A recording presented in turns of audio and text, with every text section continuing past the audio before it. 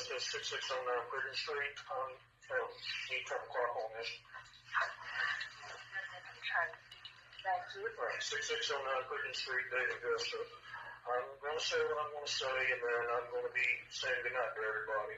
But as y'all know, I've been taking a voluntary sabbatical from attending the meetings, but I had to come back to this meeting tonight to say something.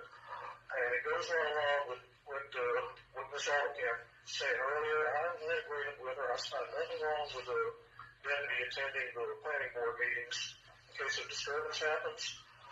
But if there was any time throughout this meeting, if I yelled the word fire, Deputy McKenzie would rightly handcuff me and take me out of here, not to mention you and Chief Joyner would, Madam Mayor, you and Chief Joyner would rightly do the same thing. Because that would be a public disturbance. I don't care what freedom of speech says, that's a public disturbance no matter what. And yet, while Commissioner Ayers acknowledged us our right to speak, 2 weeks ago, I could not believe, and I watched the video, he told another citizen to shut up from the dais. And when Mr. Kenneth Ayers spoke during his comments, he said, we have never had anybody tell somebody to shut up, and Mr. Ayers said, well, now we have.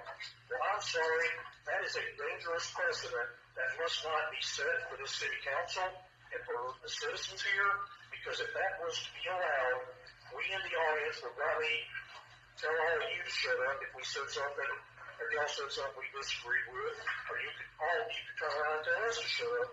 Well, you are the mayor, you're the one that, and you demonstrated earlier tonight by saying, excuse me, folks, you can't have comments from the audience, which I'm grateful that the citizens spoke, but you're right, they need to speak coming in here following the city rules. And Mr. Ayers can't have it both ways, telling the citizens to shut up, and at the same time saying he's grateful for all of us that are speaking with, and he's respectful for it. You can't have it both ways.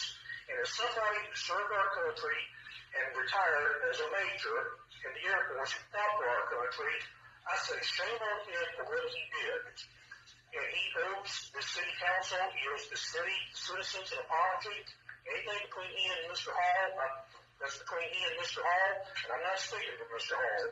But if Mr. Ayers is going to continue behaving this way, then I ask fellow citizens to join me the next time he does it and call for his immediate resignation. Thank you. Good night.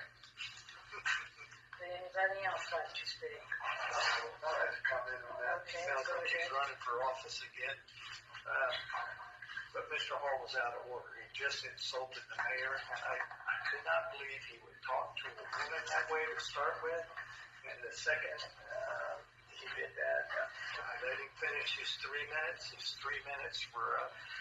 And it wasn't my place to tell him to shut up, but the mayor probably should have told him. And from this point on, our meetings are going to be run properly. And he was speaking out of turn. His 3 minutes were up, and I did wait for him to finish before I said anything. So, and then he continued to interrupt. That's the only reason something was said.